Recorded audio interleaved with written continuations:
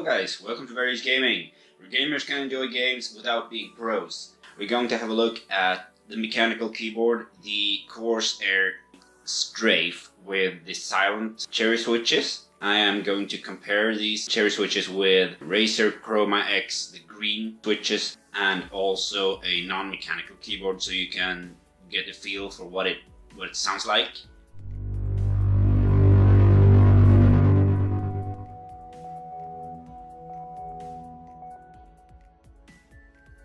The Corsair Gaming Strafe mechanical keyboard. I just got this. I unboxed it yesterday or something. Now I haven't used it very much. It comes with extra keys.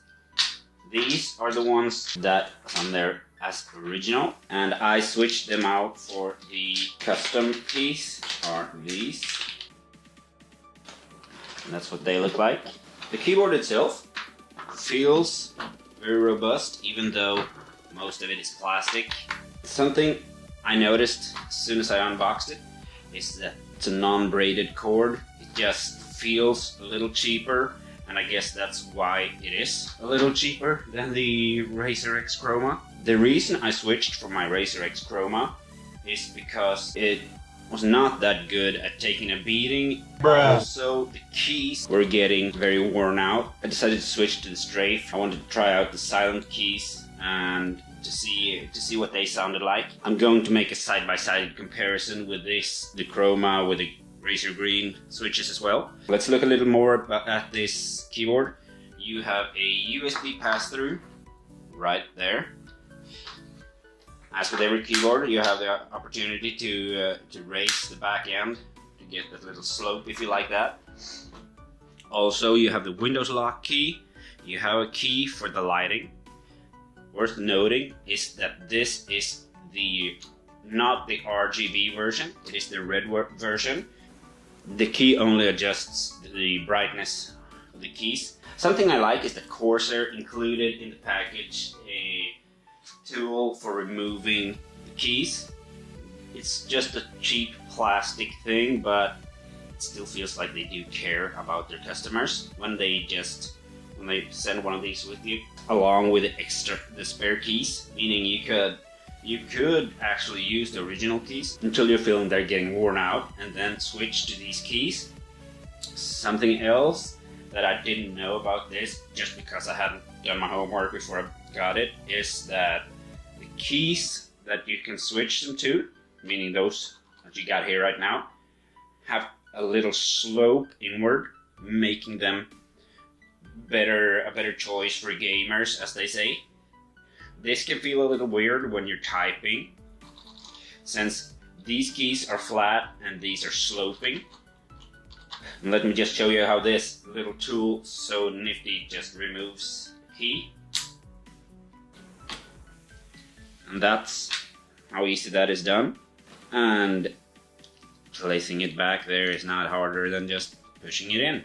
As you can see, there is a texture to the spacebar. I don't know if this is good or bad, I haven't decided yet. Also, since you got the USB pass-through, you have the double USB, one for the USB pass-through, and then you have the one for the keyboard itself. I actually had problems when setting this up. The reason I had the problem when setting it up is just because I'm so used to these plug-and-play things within the new keyboards. Usually I just plug them in and use them, get the drivers installed, and then it just works. The problem with this is that I just plugged it in and started on my computer and it did not work. It wasn't a plug-and-play. So I had to plug in my old keyboard and download the software for the keyboard.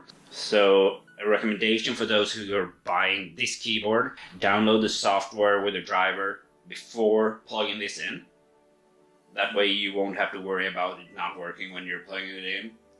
Let's just get down to business and see what the difference between the actual keys are.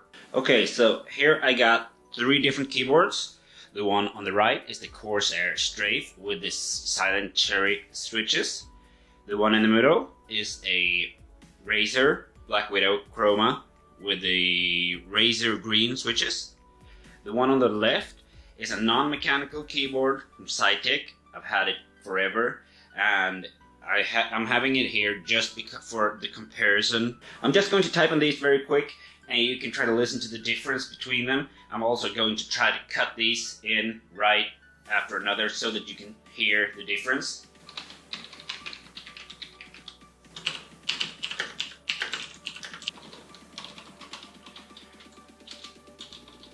That was the sound difference between them.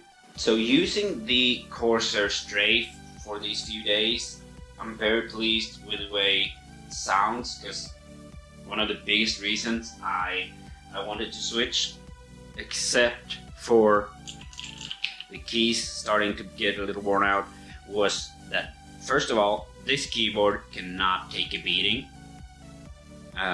I know keyboards aren't meant to take a beating, but if you're like me, sometimes shit happens. And this keyboard has taken a beating for I don't know how many years, and it's still fine. This keyboard I've been using for about 2 years, and it has been taking a few beatings, but it's not fine. The keys get stuck, and every time you smash it, something just goes popping off. I have not beaten this poor bastard yet, but when I do, I'm going to let you know if something is not the way it's supposed to be. For some reason, you expect keyboards to be able to take a beating just because of the nature of gamers, especially when they announce them as a gaming keyboard. You know that people are going to get pissed off and just slam these keyboards. That's why I wanted to try out the different ones. Another reason I wanted to switch the keyboards was because I had problems with the Razer Chroma freezing up on me. Just when I was playing, it could get stuck on one key, and it has been really messy. It's messy when playing when it does that. Nothing to complain about really. So I'm really excited to try out this Corsair to see what that is like.